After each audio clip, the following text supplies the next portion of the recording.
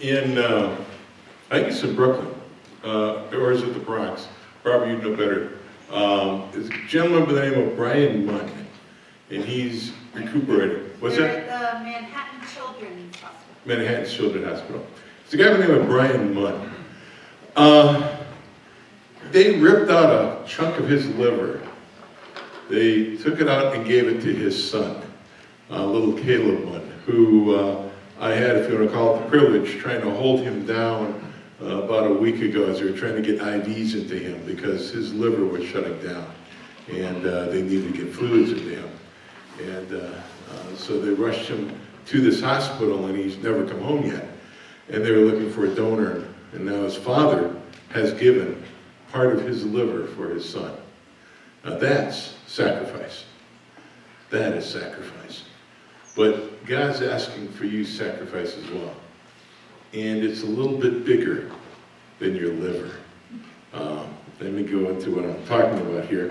First of all, I want to talk about the word sacrifice. What does it exactly mean? I'm going to get into some of just the academic side of things a little bit and what sacrifice is all about. And I want to start first, if you go online to the Merriam-Webster Dictionary and find out what sacrifice is, you'll find out that basically it just means the giving up of something, like Brian has done today. He sacrificed part of his liver for his son. Or it's the killing of a person or an animal, or the person or animal being killed. So that's sacrifice. And you're like, great, you've just changed my life with that really dumb definition. And I understand that, but I want to go a little further with that. I want you to think about what I've just said, because I'm going to go a little deeper and go down to what the Bible has to say about what sacrifice is. And in the Old Testament, the word for sacrifice is the word zabah. Now, zabah, or zabach, is a word that it basically means kind of that same thing. But to understand a little bit more about what we're talking about here, it is an absolute giving up of something for God, an absolute slaughtering, giving up this thing for God or for someone else. The first time we see the word sacrifice really isn't for sacrificing to God. The first time is a guy by the name of Jacob. You may have heard of Abraham, Isaac, and Jacob. Jacob, he's got his wives and his family, and he's trying to leave this guy by the name of Laban, who is his uncle. But Laban's a really shady guy. I mean, he really is a dangerous type of a character. And he sneaks out of his area, but Laban tracks him down.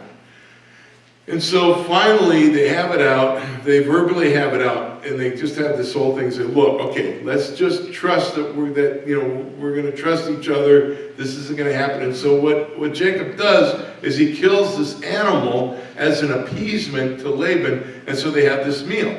And so the killing of that animal is the first time you see that word zabach in the Old Testament. It's just the slaughtering of an animal, basically for a barbecue, if you will. And so that's what he's doing. He's killing this animal for Laban. And so that's where you first see it. But it goes deeper than that. The idea of sacrifice is much more in the Old Testament. The idea of giving something up, giving it to the Lord. Now, the sacrifice is not a pleasant thing. It's kind of gruesome. Let me read you one thing about sacrifice a little bit, because the Lord had given all sorts of instructions as to what to do with the sacrifice, and He says this in Leviticus 17, 5 and 6. He says, the reason is so that the sons of Israel may bring their sacrifices, which they were sacrificing in the open field, that they may bring them to the Lord at the doorway of the tent of meeting to the priests, and sacrifice them as sacrifices of peace offerings to the Lord.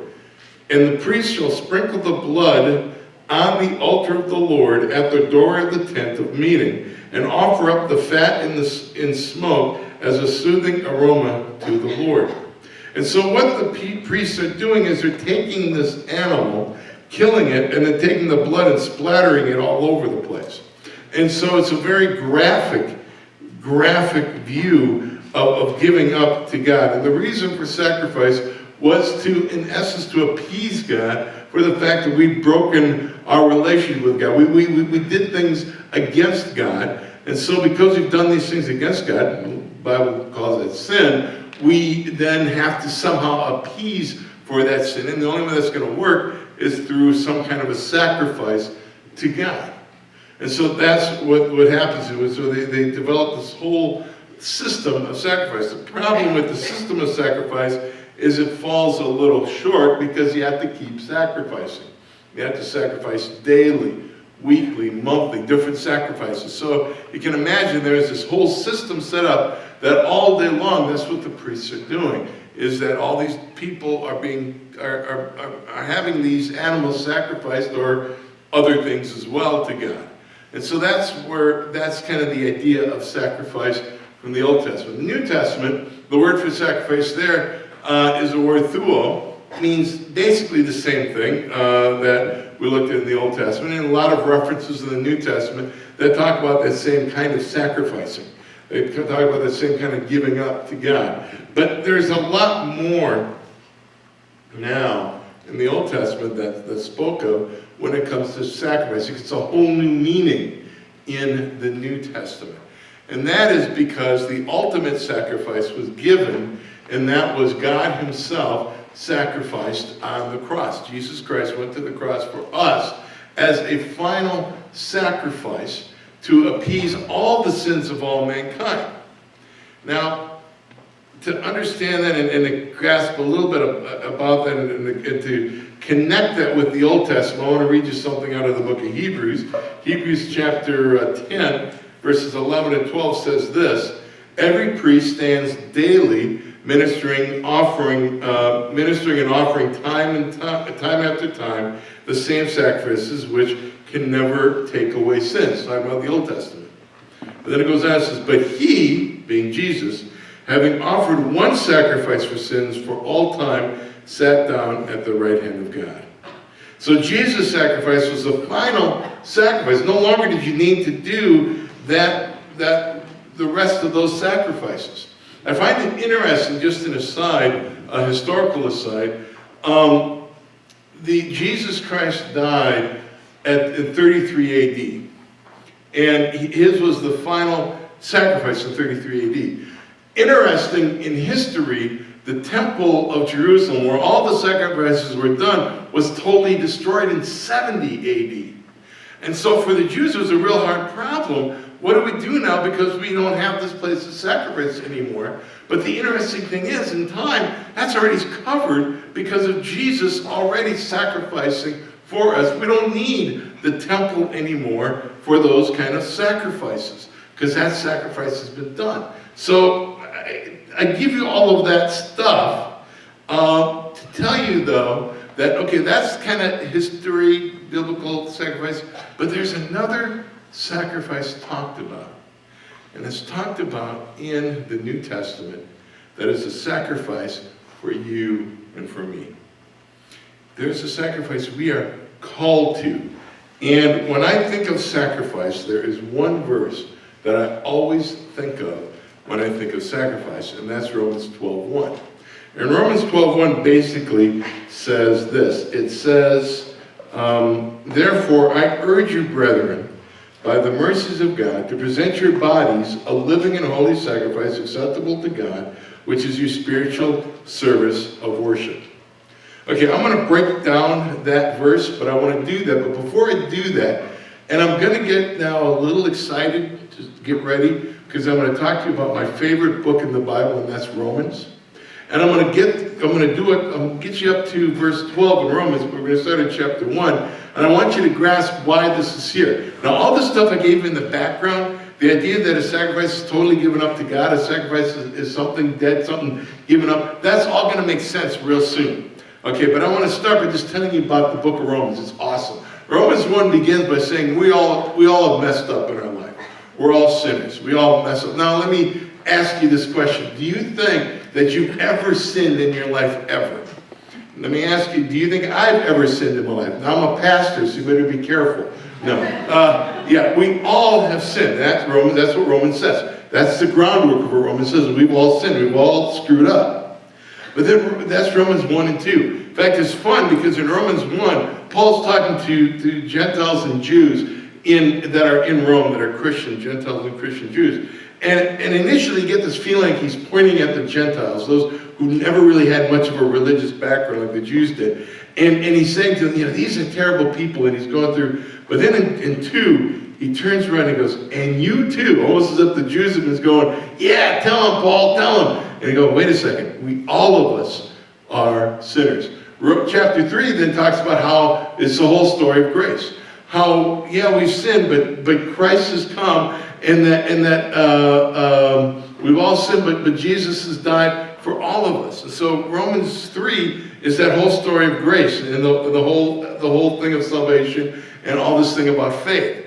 Romans 4 is the prime example of faith, being Abraham. And so Paul goes into a discussion about Abraham and how he is our example of faith. Romans 5 then talks about Adam and Christ, how Christ died for sins. Adam is the one who introduced sin into the human race. And so there's a combination going on there. And then Romans 6 goes on and he says, well, now we are slaves to righteousness. Basically, since Christ has died, since the Holy Spirit's alive in us now, we don't have to sin anymore. We're done. We're free from sin. Romans 7, he says, but what I want to do, I don't do. What I don't want to do, I do all the more. So he gets all confused. He goes, wait a second. I sin. And Romans 8 says, look, here's where it's at. And Romans 8 is really cool. Romans 8, it says that the Holy Spirit is the one who's at work within us. And that's who we need to rely on to live that free Christian life. And I love Romans 8. We're going to come back to Romans 8 a little bit here. But and then he goes through 9 through 11. And he goes, okay, now I've talked about all this stuff. Now how does this apply real specifically to my Jewish brothers and sisters who believe it? So he goes into how this all relates to the Jews. And that's what he does in 9 through 11. So he does all of this stuff. He does this whole explanation of all this. And then he comes to Romans 12, verse 1, and he starts with, therefore. Actually, in the Greek, it's, I urge you, therefore. But I'm going to start with the therefore. I'm going to jump ahead, because you can do that with Greek. You can jump words around a little bit. And he starts with the word therefore. Now that you've heard all of this, now that the fact that you're sinners, not Jesus died for you, says, now you got the Holy Spirit in your life, therefore, because of all of this, and now he's going to go on, he's going to say, therefore, I urge you, brothers. Now, it's kind of cool. The word there is kind of cool. It's like he's coming alongside, putting his arm around his Christian brother, goes, hey, I want to talk to you, all right? I urge you. I want to tell you something. I want to encourage you a little bit. And that's what he's doing now. He's urging his brother. And so there's that kind of wrapping the arm around. It's also this gut-wrenching, you gotta get this. I urge you right now. This thing's going on. So therefore, I urge you. I want you to catch this. And what is it that he wants to urge you? He says, I urge you, therefore, brethren, by the mercy of God. All of this stuff in Romans is all about God's mercy. And this is where I want to get back to Romans 8. Romans 8, 3 and 4 says this. It's really, really cool. It is the key verse to the book of Romans is Romans 8, 3 and 4. This is the key passage. If you want to understand Romans, grab this verse, get to understand this. But this is what Romans 8, 3 and 4 says. It says, for what the law could not do, because through the whole book of, up to chapter 8, Paul's combined, is contrasting the law with righteousness. And he goes back and forth a lot. It gets kind of confusing a little bit for me. But he says, what the law could not do, weak as it was through the flesh, God did, sending his own Son in the likeness of sinful flesh as an offering for sin. He condemned sin in the flesh. And so whatever the law was trying to do, it couldn't do it because of the flesh. But God did by sending his own Son. So what was it the law was trying to do? Well, this is it. It says, so that the requirement of the law might be fulfilled, that we do not walk according to the flesh, but according to the Spirit. The whole purpose for the Bible is to tell you how to walk according to the Spirit. We can't do it. So that's what God is doing, is He gives us that ability to do it through the Holy Spirit. So it's through His grace. First, His grace sent His mercy, sending His Son to die for our sins. We don't deserve that. Then He sends the Holy Spirit to work in our life to make it possible to live the life He's asking us to live, which we don't deserve. So all of that's going on. So therefore, Paul says, I urge you through the mercies of God to do what? What are you supposed to do? To present your bodies as perfect sacrifice. To present your bodies, he says, let me look at it right here. To present your bodies as a living and holy sacrifice acceptable to God. So 3 things about how we present our bodies, but they're all in one thing. You're supposed to present your body as a sacrifice to God. Now, if you heard what I've been talking about being a sacrifice, what does that mean you're supposed to do? You're supposed to kill yourself, right? You're supposed to be dead, right? Sacrifices were bloody, dead things given to God. But that's not what this sacrifice is. This is a living sacrifice. So there's something different about this sacrifice. There's something alive about this sacrifice. What is it that's going on here? So whatever the sacrifice is, it's not something that's dead. A lot of times when we talk about sacrificing, and we say, that we're going to sacrifice for the world and stuff. You get this vision of somebody who dies for people. And that's just this great vision of a sacrifice. And actually, that's easy. It's easy to die for something. It's a lot harder to live out a sacrifice. I'm going to talk, and you'll understand what I'm saying hopefully in a very short period of time. But it's a lot harder to be a living sacrifice than to be a dead sacrifice. The second thing he says about the sacrifice is this: it is a sacrifice that is holy. Now, what is holy? Being holy is something that is separate from God, or separated for God. So being holy means that you're no longer part of this world. You're no longer sucked into all the garbage of this world anymore. Now, you're separated from all of that. Things that were holy have that idea of things that are now God's completely.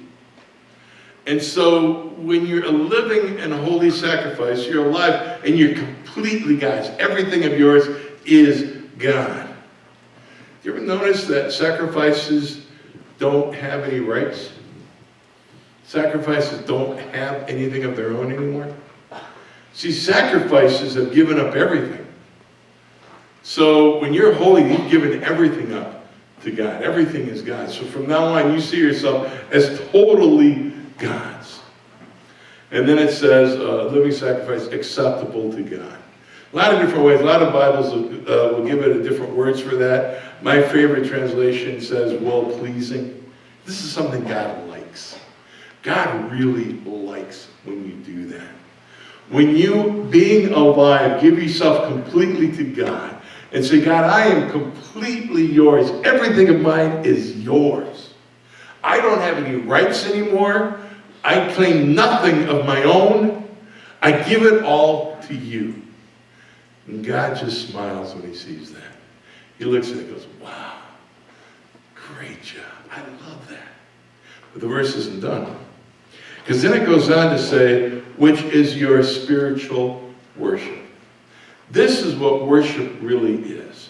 You know, we come here and we're singing, and this is great worship music and just singing, worshiping God. But you know, you can worship all day long, 24/7, by simply living a life sold out, given to God completely. A life that says, nothing of mine anymore is mine. It's all yours, God. That's it. Everything is now yours. And I give it all to you. And so now what Paul does is he gets real practical in the rest of Romans. 1 through 11 has been all theology, has been all teaching stuff. 12 and on is now practical stuff. And so now he says, this is how you do this. And he's going to go on now from 12 to 16. Well, the last chapter and a half is basically just saying goodbye to everybody and saying, hey, I just want you to know that Aunt Mary says hi, and I want you to know that Bill says hi. You know, so he's got a lot of that kind of stuff in the end. But up to that point, the rest of this is practical. And here's what he does. He goes on and he says, in verse 12, he says, these are what the actions of a living sacrifice look like. And so he starts to list a bunch of things. Those I'm not going to talk about, but you can look at those if you want to see that. But 12 is a really good chapter. And just little kind of pithy things that says this is how you live that out.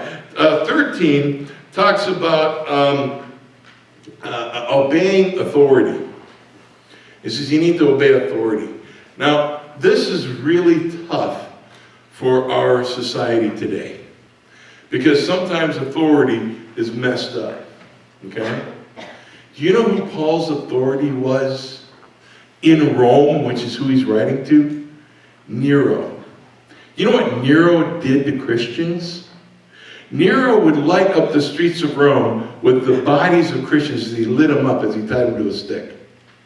That's what Nero did. Nero took these Christians to the Colosseum so they could be attacked by lions for entertainment. Nero's desire was to wipe out Christianity in his time. He said he was going to do that. That's who is the authority Paul is talking about. And he says, obey that authority. How did they do that? Well, a lot of times they ended up in a Colosseum. A lot of times they ended up lighting up a street.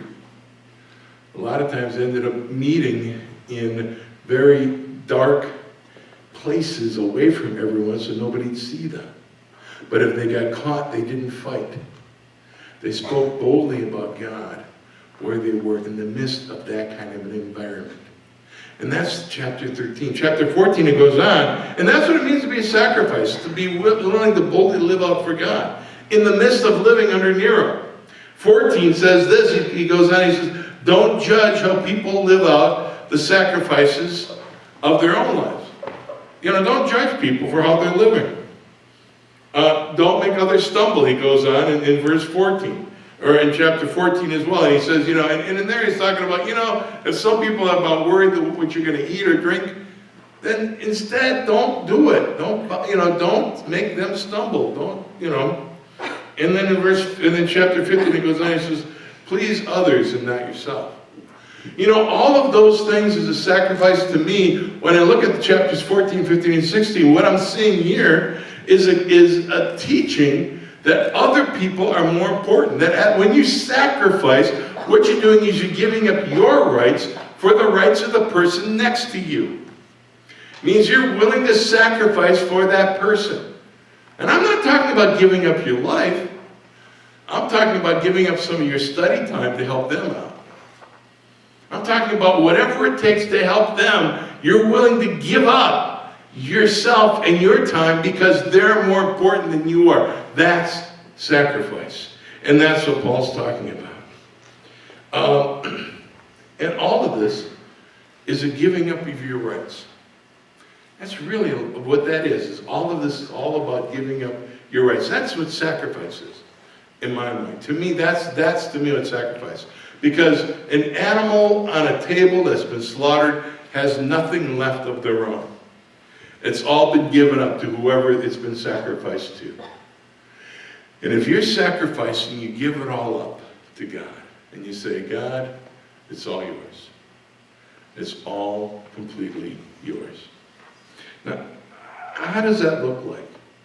What does it look like on campus? I want to spend a little time thinking about that on campus in my life as well.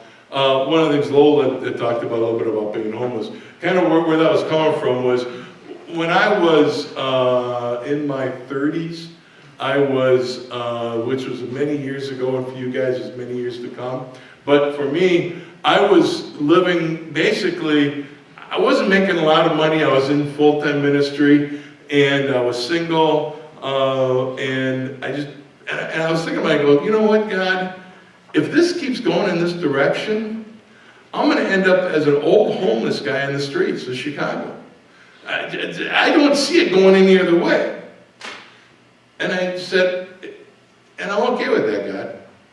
I really did. I said, I'm okay with that. If that's the way, if that's where this is going to end up, that's fine. I'm going to trust you. And there's never been a time that God hasn't taken care of me. And my life is really just, right now, my life is the farthest away from that. I'm married, got a great son who's going to a really good college next year, and got a nice home, and God's really taking care of things. I didn't see it coming, he took care of all of that stuff. But that doesn't mean that I couldn't have ended up homeless.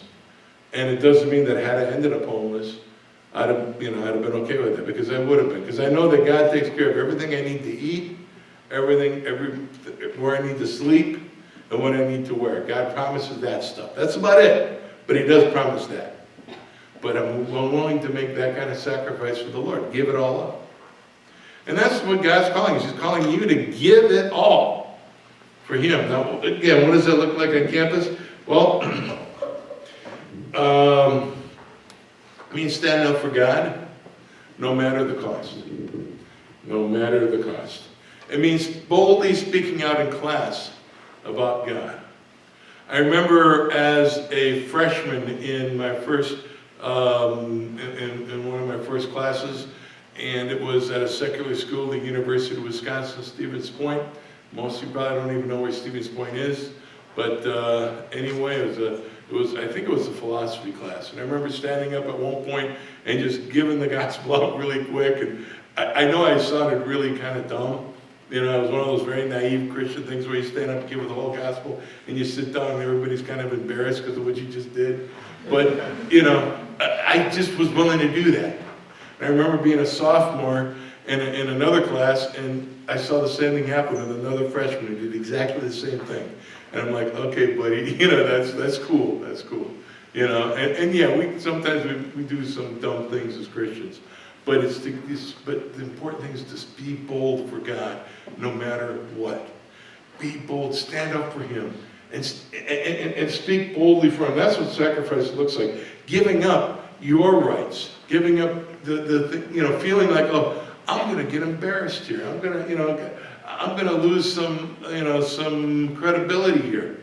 And it's like, hey, whose credibility is important to you, yours or God's? Another thing is being willing not to follow the party crowd. I'm not saying not being willing to go with people. When I was a Christian, when I first went to school, I did not drink. And yet I went with all my buddies on campus on my wing, and we all went to the bars. They drank their alcohol, and I had Coke or root beer. But I learned how to play foosball really well. And to tell you though, I just made a stand. I wasn't going to do that kind of stuff. That was just not part of who I was. Another thing is just giving up certain lifestyles that God would not approve of.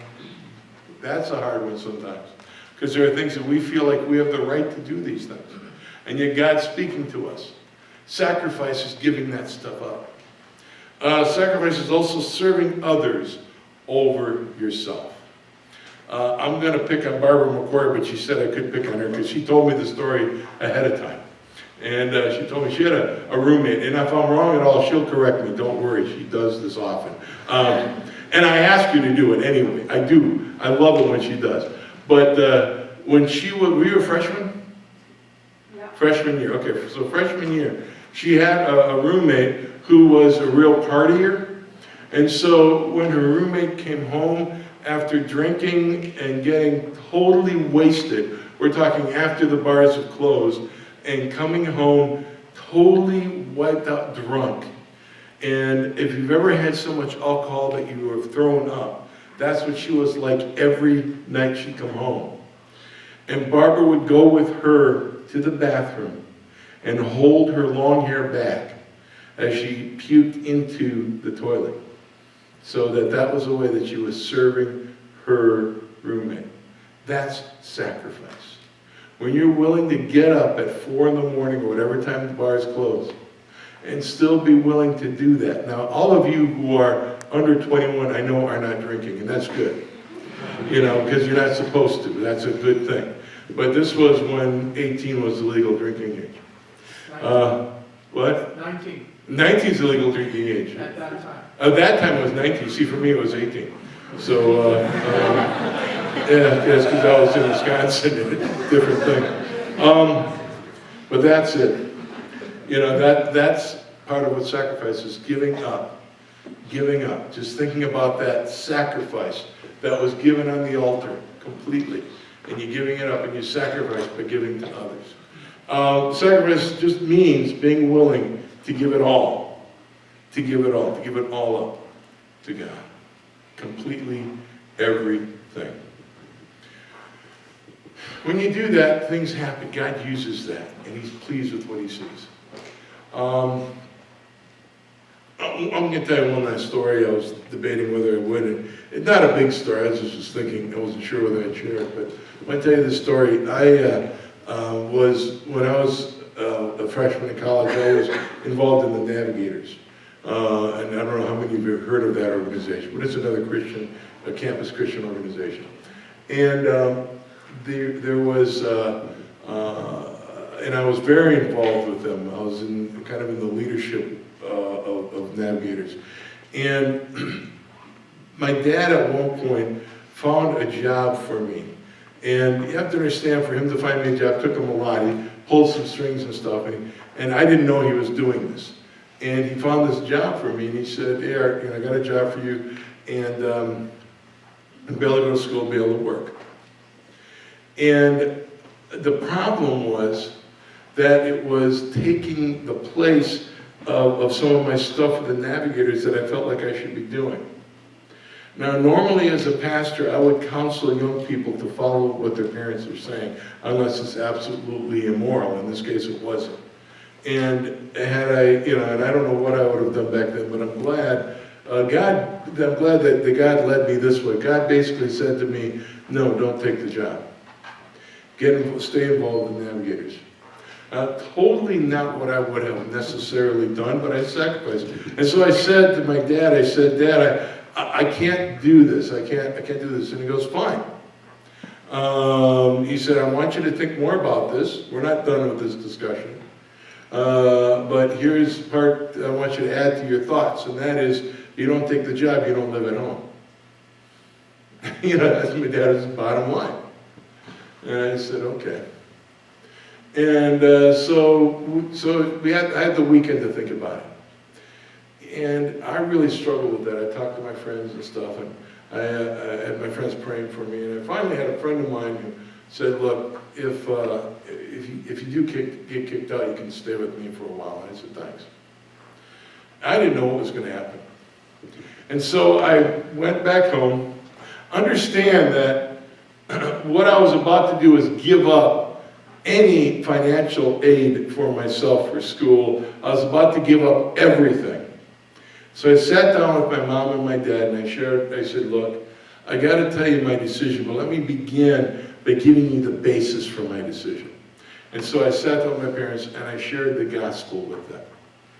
And I was very straightforward. And then I finally said, well, my decision is this.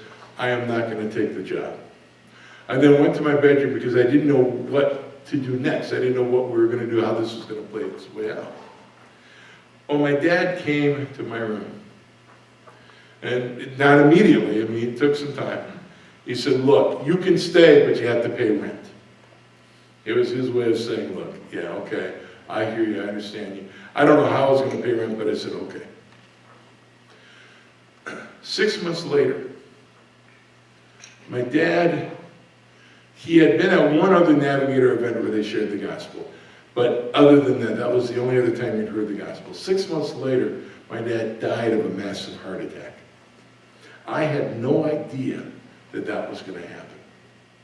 Today, I sleep fine knowing that at least before my father died, I gave him the gospel very clearly. But I had no idea. My dad was 42, I was 20 years old. There's no way that somebody dies that quickly in that short of life. But because I was willing to sacrifice everything for God, God used that for my dad to hear the gospel. And I just want you to know that sacrifice, when you sacrifice, God is pleased with that. And he's going to do some big things. I can't promise he's going to do big things in your life, but a lot of times many times I've seen when people sacrifice, God uses that in some big ways in your life. So the question is this: are you willing to sacrifice?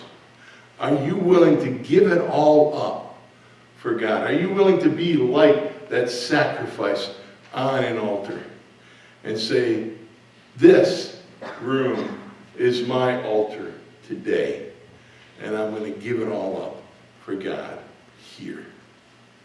Everything from this point on is his. I don't know what it means, God. I have no idea what that means for me. All I know is that from this point on, it's yours. If you're willing to do that, we're going to bow our heads.